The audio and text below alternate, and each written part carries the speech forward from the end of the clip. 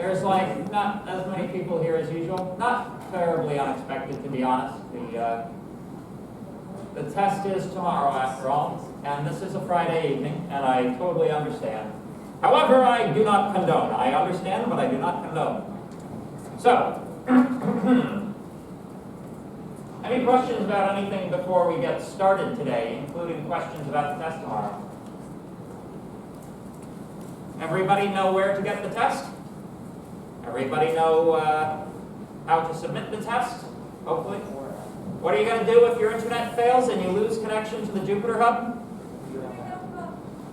Eh? Jupyter Notebook, yes. You switch to your own independent edition of Jupyter and submit through Avenue. Good. So nobody gets any time extensions because their internet failed. Eh? Okay. Anyway, so might as well continuing on.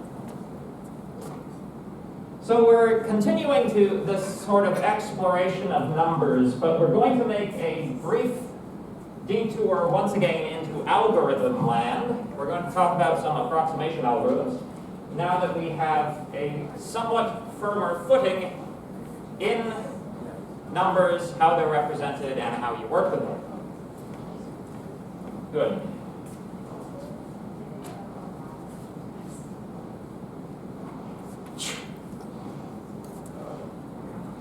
Boom. Right? This was a gift from the mechatronics students. They modified it and made it light up more by putting more LEDs in it. So thank you to the mechatronics students if you're watching, which you probably are. But anyway, so who remembers this problem? Yep, good. So this is our finding the x-intersect by bisection method, which was the first algorithm that we ever talked about in this class. Just to recap briefly how this works, you have an interval monotonically increasing. Monotonically increasing means that it's always going up. No point is lower than the point that comes before it. We have an interval AB where we know the intersection occurs. What we do is we divide this interval in half. We calculate whether or not the function is above or below the x-axis at this point. If it's above, then we know the intersection must be here. If it's below, then we know the intersection must be there. And using that method, we continue to subdivide that interval by 2 until the interval is small enough that we don't care about any further division. We indicate that with epsilon. Epsilon, epsilon, epsilon. It's just E here, but you know, whatever. So, you may recall at the beginning of this course, we asked a question. If you set epsilon equal to 0, would you find the exact x-intercept? I see shaking of heads. Why? I couldn't tell you, but I know that you have to do a small interval to catch it. You have to do, sorry? Oh, a small interval to catch it, but for some reason it can't be 0. Yeah. I couldn't tell you. Behind you? Yeah. Yeah, so if the number is that you want to find is irrational, there's no way that you're ever going to be representing some for another. So that would be exactly. Right. So unless this guy falls perfectly on some rational or some ratio between some of these numbers here, like accepting in some particular mathematical states, this thing is going to go off to infinity, right? Can we go off to infinity inside of a computer that exists? No. Absolutely not. Computers have finite memory. You would require an infinite number of bits to do so. But what's interesting is that you would actually, in this case, if you tried, you would hit up against the floating point, the smallest floating point number that it's possible to represent, right? So, or you'd exhaust the amount of fraction that you have available in floating point representation. What you'd essentially get is you'd eventually work this down to a situation where A and B were adjacent floating point numbers, right? And no floating point numbers could exist in between them. If you keep dividing, that's eventually the situation you'll arrive in. So, when you calculate M, it will either be equal to A or B. So it doesn't really matter at that point whether it's A or B. The whole working of this algorithm is predicated on the idea that M is different from A and B, right? If it's like, for example, if we've got it down to the point where we have A and we have B, right? And we have this, you know, this function crossing at this point. If this is where M is, right? We move A into M, but A is already M. But it'll do it anyway. It doesn't understand that. It doesn't realize it. So, if M happens to land on A, it'll always reset it to M, and you'll just be stuck in this state forever. Same thing happens if M happens to fall on B, right? Does that make sense? Good. That's kind of as much as I wanted to say about this one. Yeah. Yes. If A and B are rational, then the x-intercept and the x-intercept is irrational, then it will never be reached. Good. And we already actually did this at the beginning of class, so I'm going to move along from it at this point. Yes? Yes? Good. All right. So let's move on to our next approximation algorithm, the approximate square root. So, square root is kind of a, it's the function everybody knows what it does, but nobody knows how to calculate it, right? Anybody in this room know the method for calculating a square root? There we go, like one guy. Oh, two? Yeah, okay. At any rate, I don't need the algorithm. So, essentially, it's long and it's complicated and it involves binomial theorem and stuff, so you just don't want to do that math. You can get there close enough with an approximation algorithm. So, the object of this algorithm is to calculate some value of A such that A squared is less than or equal to N, which is less than A plus 1 squared. So essentially, we say N is 27. The A that we would try to find then would be 5. I know this seems like kind of a silly example, but it's given that it's a difficult thing to find, this is an easier way to do it than like following the exact methodology. So, if we were to write an algorithm which performs the square root approximation using linear search, while A plus 1 times A plus 1, that is to say A plus 1 squared, is less than or equal to N, A equals A plus 1. When that loop terminates, we return A as the result. So basically, we're just performing a search over all past possible values of A until we find the one that satisfies the condition that we want. Make sense? Can we do better than this?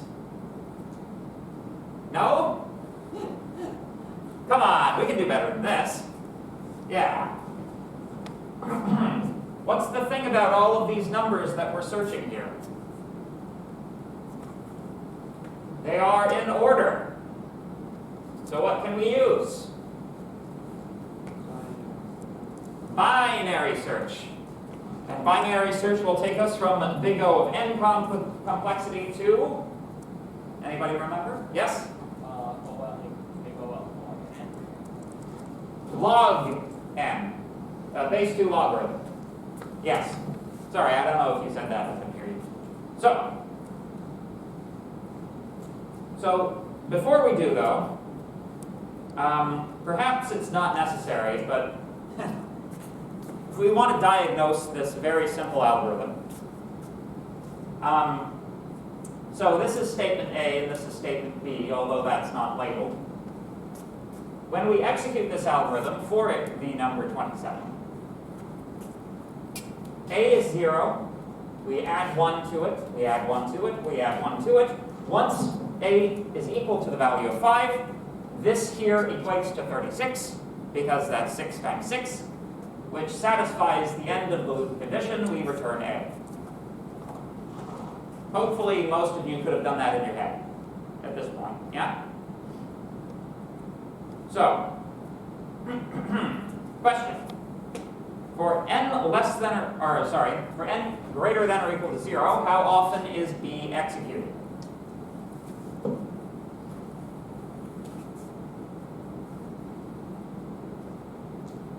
How many people think answer number 1, n? Answer number 2? Answer number 3? Answer number 4? Answer number 5? Answer number 6? There we go. Come on. So I think you, sir, were the only person in the class who actually put your hand up for any of those, and you selected number 3, which happens to be correct, so congratulations. Wow, is that really the level of enthusiasm in the class right now? Is it the midterm? Be honest. Yes. Okay.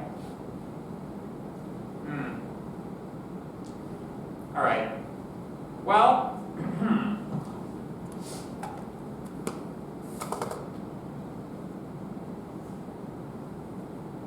I'll give you a deal. We'll do this until 5 o'clock, and then from 5 to 5:20, we'll do review questions for the test.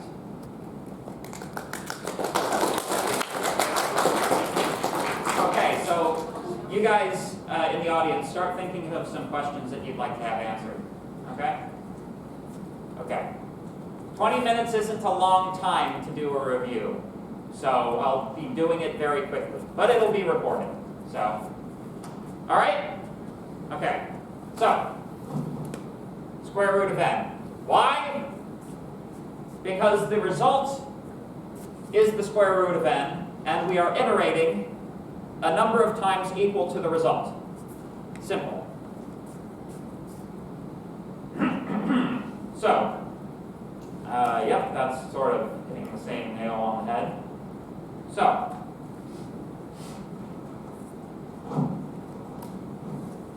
now, let's use a bisection method to accomplish the same goal.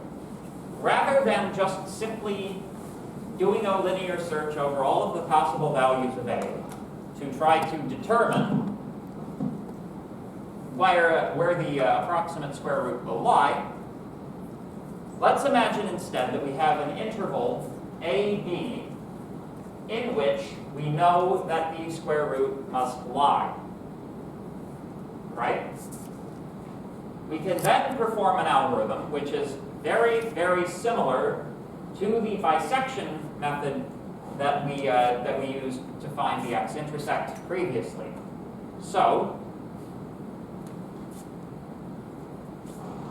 this is like the bisection method, but the termination condition implicitly is that, the epsilon is equal to 1 in this case, if you're drawing the analogy with the previous method. We are looking for A plus 1 to not be equal to B. As soon as this becomes true, we terminate the loop. We are closing the gap between these two until such time as they are adjacent. Then we are stopping.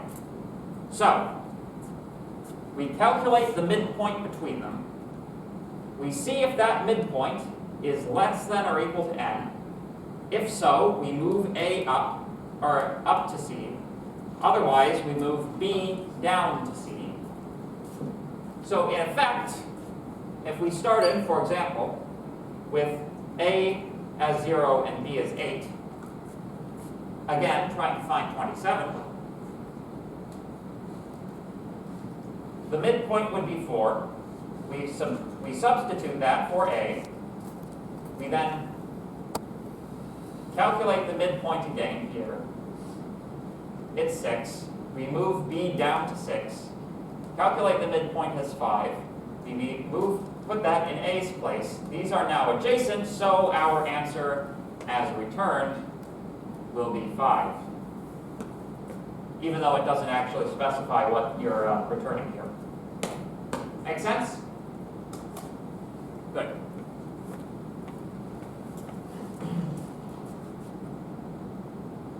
So, that algorithm in its entirety, this is sort of the inner loop bit. So the question that then becomes is, how do we know what B to use for the upper bound, right? If you just select an arbitrary B for this, then you may very easily get an n, which is larger than that B. If you assume that this algorithm could be applied to an arbitrary integer. The other problem that you have is the larger you make B, the more time it takes to process this algorithm, right? Because for every power of 2 that you increase B by, you are introducing one more step of division that has to occur in order to get back down to the final result. So we want a B that is, sufficiently large that n will always be less than it, and we want we don't want it to be infinity, essentially. So we can take, essentially, we can take B to be, so to speak, we multiply it by powers of 2 until such time as it's no longer less than n. So essentially, we're saying B squared must be greater than n. We know it's true of all numbers, at least all integers. The square root of a number is less than that number. Sometimes the square root of a number is equal to that number. So, in effect, it's less than or equal to. So, if we make B squared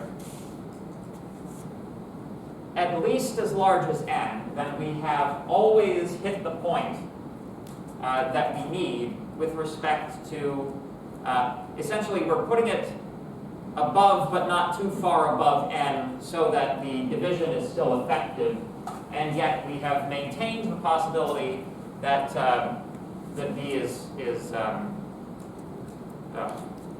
losing my train of thought. Yeah. Anyway. This make sense? Good.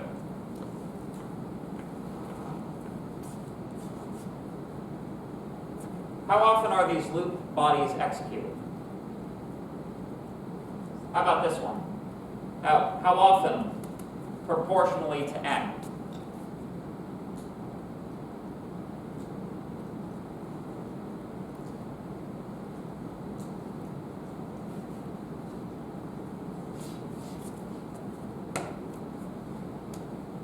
The base 2 logarithm of n, right? This guy is also base 2 logarithm of n.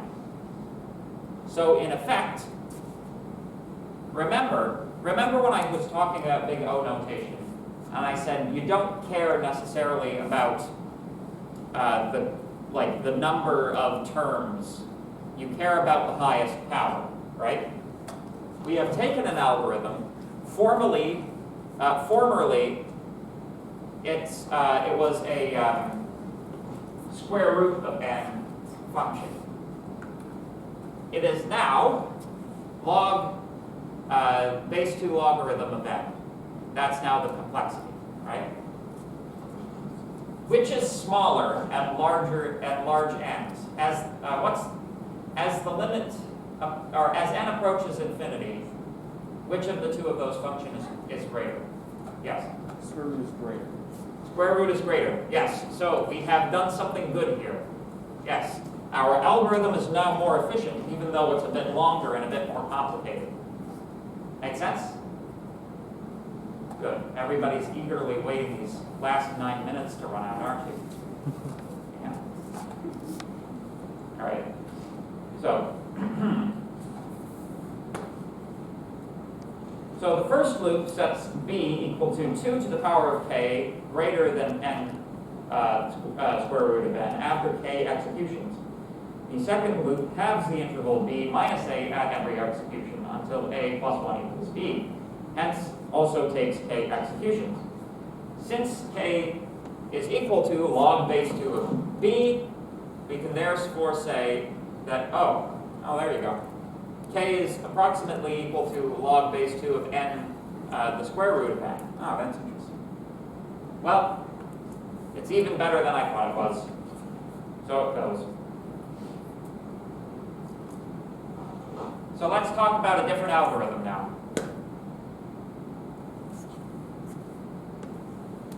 Hopefully, all of you are familiar with Pythagorean Theorem. This is one that you guys should have heard of in elementary school. Incidentally, did they ever tell you the origin story of how Pythagoras came up with the Pythagorean Theorem? No? Would you like to hear it? Yeah. Okay.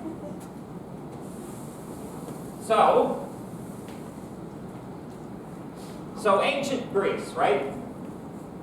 In ancient Greece, the sort of thing that you do on a Saturday afternoon with your friends was you'd go take a bath. Because this was the type of society that you were in, you know? Bathhouses were very common. Pythagoras was in the bathhouse one day, and he was looking at the tiles on the bathhouse floor. The tiles in the bathhouse floor were configured as follows. Tile, tile, basically this type of a repeating tessellated pattern. Of course,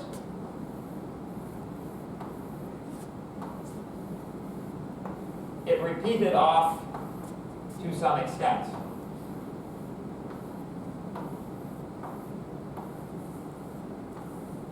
Now, he had been working on this problem for a while, and if you know anything about Pythagoreanism,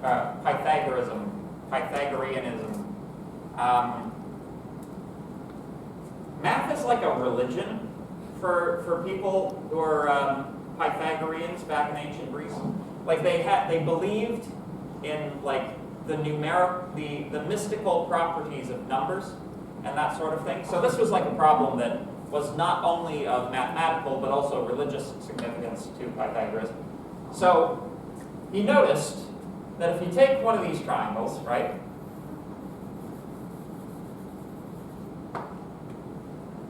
you've got a square here, and you've got a square here, right? If you turn these guys sideways, and I know I've like not done it proportionally, so it doesn't quite work. If you turn these guys sideways, you've also got a big square here. And it just so happens, 1, 2, 3, 4, 1, 2, 3, 4. He was so amazed by this discovery that he jumped out of the bath and ran running through the streets of Greece naked, decrying and exclaiming his discovery. And that's Pythagoras. So let's talk about the algorithm then.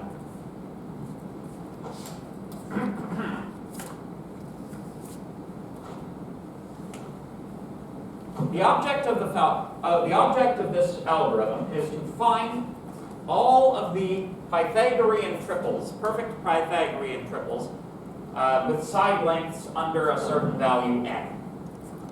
So a perfect Pythagorean triple, of course, is a sequence of three numbers that, if they were used as side lengths for a right angle triangle, would actually make a right angle triangle, and not some other type of triangle. So, the method thus expressed in this algorithm is what's called a brute force method. Brute force algorithms, in general, that's the term you give to anything where you're just like, I don't want to do anything fancy. I'm just going to calculate every possibility and then pick the ones that are correct. So that's what this does. We iterate through A, B, and C from 1 to n plus 1. If any of those happen to satisfy the Pythagorean condition, a squared plus b squared is equal to c squared, we print that triple. Otherwise, we don't. As a result, we get a list of printed Pythagorean triples. So, this is fine. Who can tell me what the complexity of this algorithm is? You, sir, in the blue shirt. N cubed. N cubed. Yes, absolutely. Remember that the complexity of the algorithm is multiplied by n for each loop that's nested, right? So n squared, n cubed. Very good. That's because this if statement gets executed. The cube of, it gets executed n times for this loop. For each one of these, it gets executed n times again, etc., etc. It's a multiplicative factor. So who can think of some ways that we might make this a bit more efficient?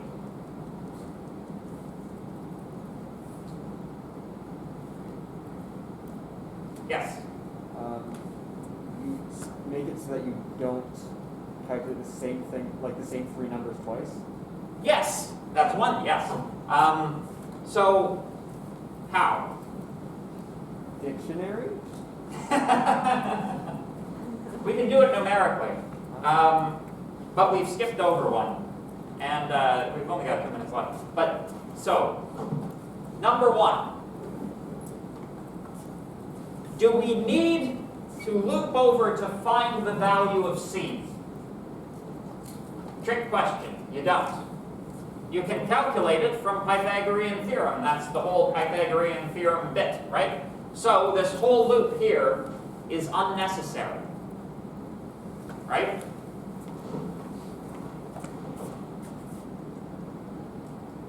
Yes, yes, yes, yes. There we go. Where is it? Yeah. So, you can take, there are a couple of methods of going about this, right? The method that's being used here, we calculate some value of C, a squared plus b squared. We then employ the binary square root algorithm that we used previously, see if that comes out to the actual, if the square root is equal, if you multiply the square root by itself, you should get to the same number back. Otherwise, it's not like a perfect square root, right? So that's how you can tell if the square root was actually a square root, and then you can print it if that's the case. But otherwise, you could, in theory, just use the regular square root function, but the slides want consistency with themselves, and that's why you're doing it this way. So, I think that I've talked about as much about the approximation algorithms as anybody cares for me to talk about them. So why don't we talk about some questions then? Yeah? Good? Excellent? All right, let's stop wasting time. Who has a question for me?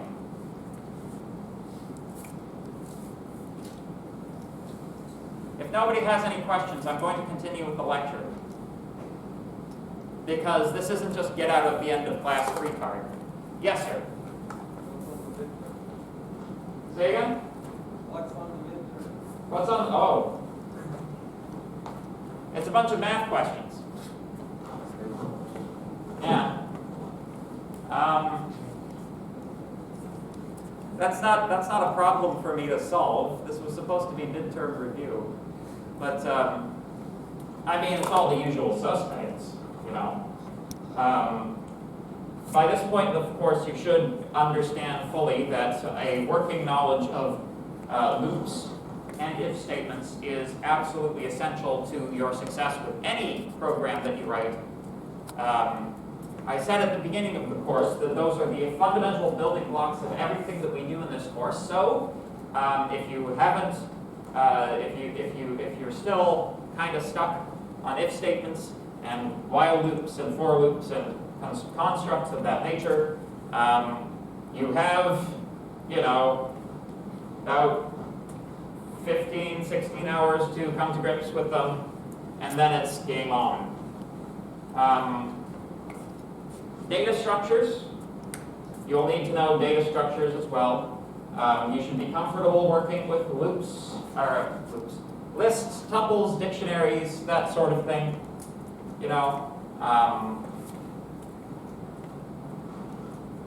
yes.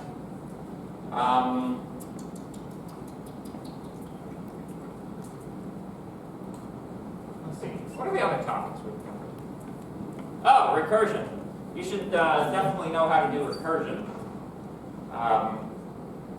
Recursion is a big for sure. Data structures, functions of recursion, and yeah, actually that's about the extent of it. We're not going to be covering anything really from the numeric computations set of slides. So basically everything from topic 5 back. You guys got lucky in that respect. So yeah, that's the coverage of the midterm.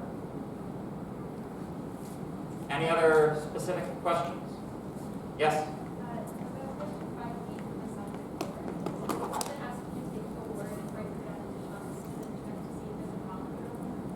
Oh. Yeah. Yeah, sure. So let me just check my understanding of the question to make sure that I understand it correctly. So you have a sentence, right? A string, but it's like a bunch of characters with spaces between, right? I think it's just a solid string, and then you need to find the smallest chunk size that makes a palindrome effect. Can I see the?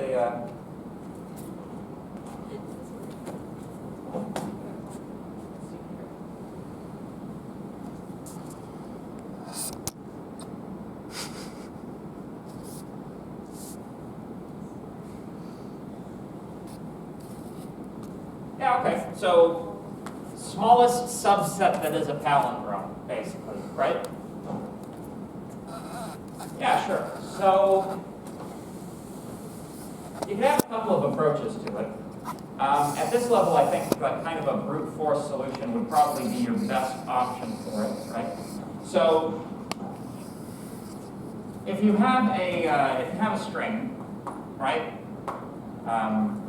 A, B, C, D, E, D, C, X, Y. We know from this, like the longest palindrome in there is this one. We can tell that by visual inspection. So what do? We're looking for the longest palindrome. This is follow-up to the question that asks you, is palindrome, right? You've already got is palindrome. So that's easy. When you have a function that already checks for a thing that you're looking for, then you can use it, right? So, essentially, you can do it like, I'd say the easiest way to do it conceptually. You do a for loop, right? 2 for loops, in fact. You start chopping off the front of it, right? for each chop you do off the front of it, you chop one off the back. You chop through all of the ones on the back as well, right? And then you apply is palindrome to all of those, right? So, for example,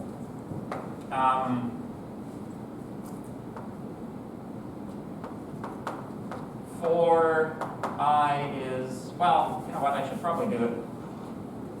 I should do it on the computer, because then it'll be more useful.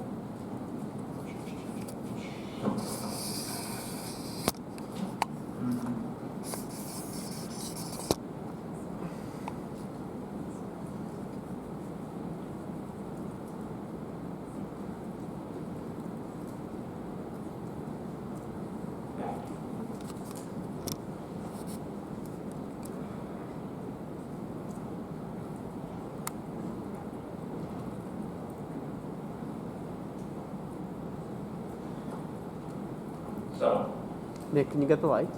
oh, yeah.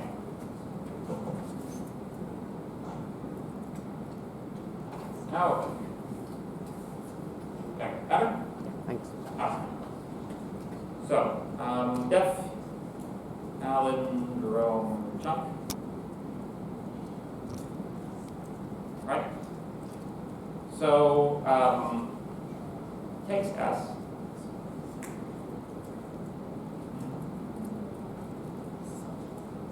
I is equal to 0, while I is less than length of S minus 1.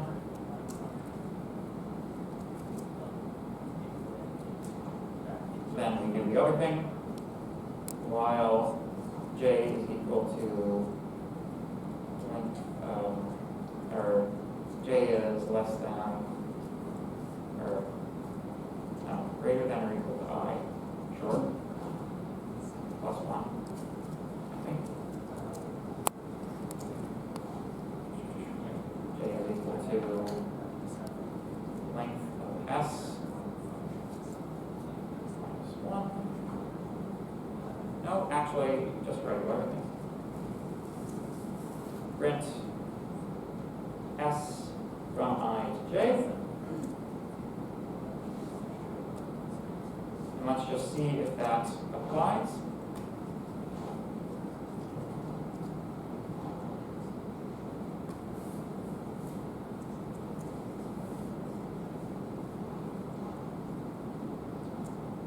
Yeah.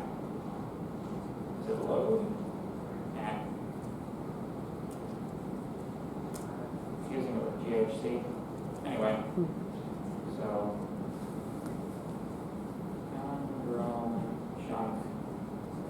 Let's do this example back there. A, B, C, D, E, B, C, X, Y.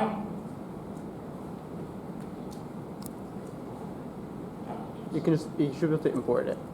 Sorry? You can use import. Oh, is it import? I think so. Okay. Import review. Oh, there we go. Yeah. What have I forgotten? I forgot to increment these. So I plus equals 1. And here, J minus equals 1. So, our first one, the whole thing, less the last one, less the second last one, etc., etc., etc., all wound down the line.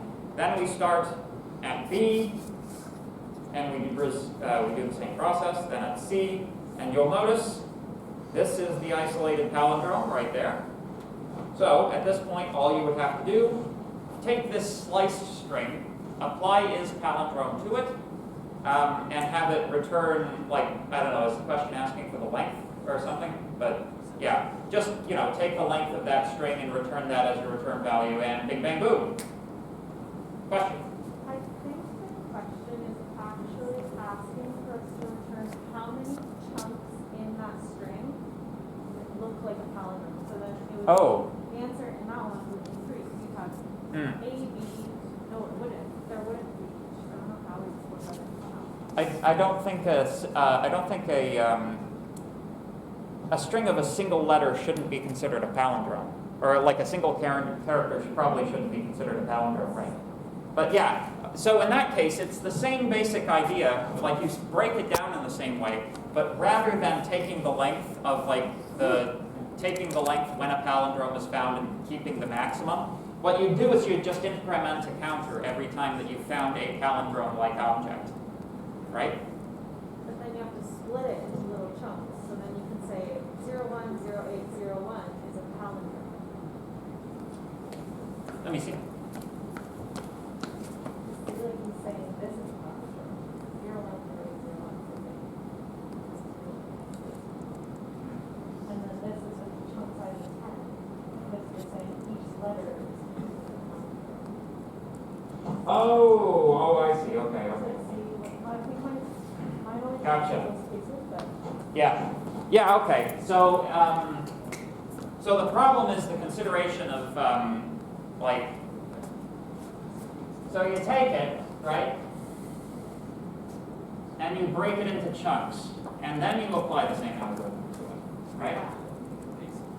So you can apply the same, loop to it.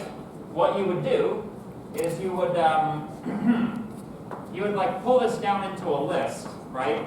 You'd have A, B in there, then you'd have C, D in there, then you'd have E, D in there, and then you'd have, let's just throw another one on the end here, just so that it works out evenly. X, Y, it's C, X, and then Y, Z, right? So then you just apply the same palindrome finding thing to this, except rather than rather than comparing the equality of sequences of individual characters, you're comparing the equality of these multi-character strings. Does that make sense? and then if that's not a palindrome, then you split it again. Mm-hmm. Yeah, it's the chunking procedure. I would have to read the question again, but yeah, make sense? Good. Any other another question? Can we do another question from assignment 4? Yeah, we got 7 minutes, so. It's an easier one. Okay. It's just returning the increasing numbers in a list. Nice. So this one was the first occurrence, and then there's this one, which is harder, which is the longest streak of increasing numbers in a list. Longest streak of increasing numbers in a list. Okay.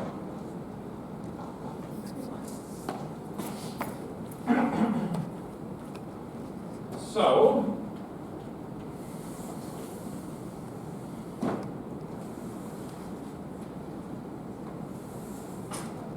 if I'm understanding it correctly, you have a list of numbers. Those numbers are presumed, some of them will be higher than others will be low. We're looking to get the length of the longest chain of those that are increasing. Okay. Similar methodology, right?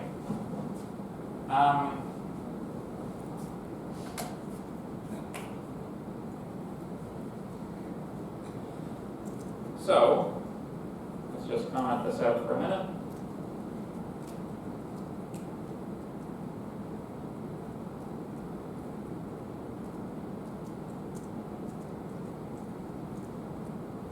So, this is like a max-min problem. So we need to keep a variable for the maximum streak length that we found, right? So max streak would be, initialized to 0. Now, what you want to do is you want to go through every individual number in the list, see if it constitutes a chain, see how long that chain is if it does constitute a chain, right? So, I is equal to 0, while I is less than length of L minus 1.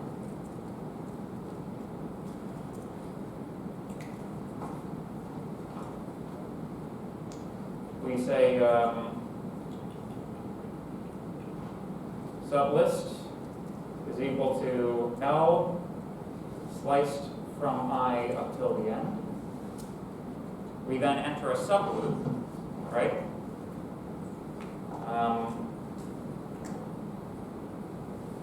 J is equal to 0, while L at, or actually J is equal to I, while L at J is less than L at J plus 1.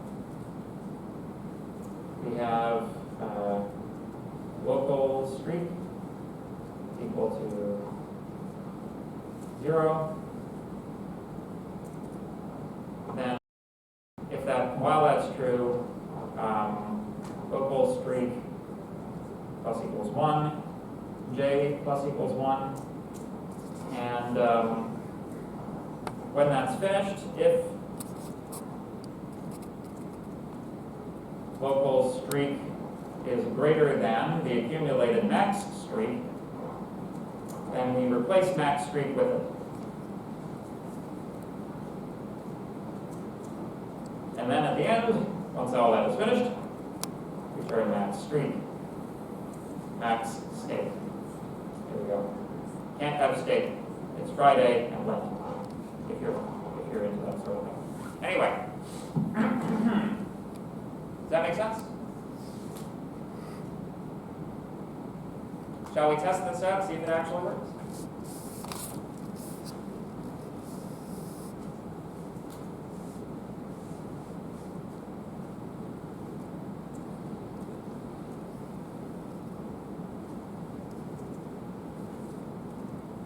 So, I'll do 1, 2, 3, 4, 5, 6, 7, 8. There. So, just looking at that, the longest increasing streak should be 3, 4, 5, 6, 7, 8. Right? Good. So, let's see if this works. Oh.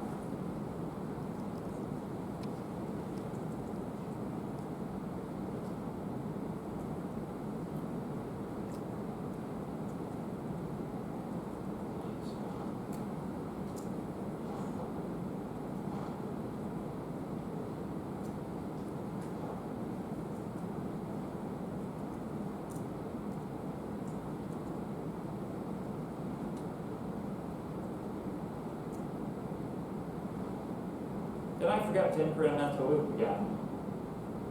Good God, may let me teach students.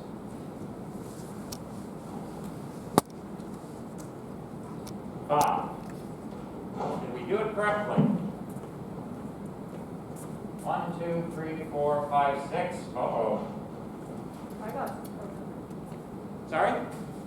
No? You got 4? no, I have a completely different list. Oh, okay. Well, that would definitely have an effect on the solution for sure.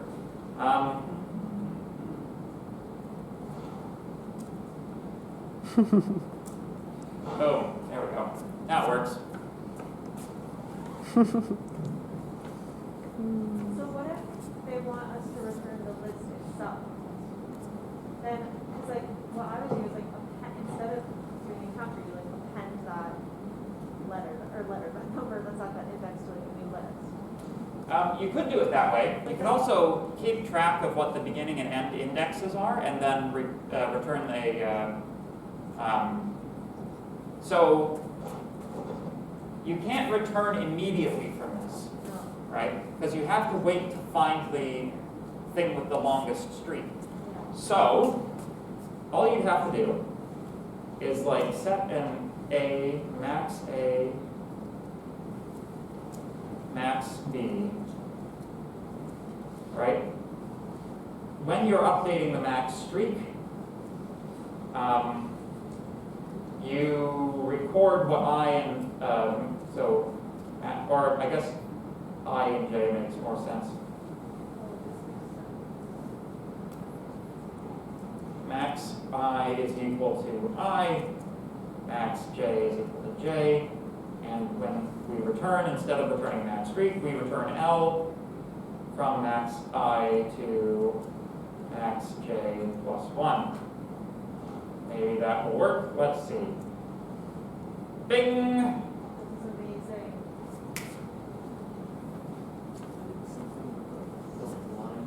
Mine was Sorry? so. I did the same thing, but it took double the lines, and I just had a giant helper function. And it's great. Yeah, I mean, you know. Mine only worked if there was 2 lists. Oh. If there was more than 2 sequences, I couldn't. Just 2 lists. Yeah, I did all of them and then sorted them. Ah, okay. Yeah, you were holding too much memory. Yeah, definitely. So here's a little bit of a tip, right? A secret programming tip. The more memory you're holding, the more that can go wrong with it, right? The longer the program is, the more likely it is to contain at least one bug.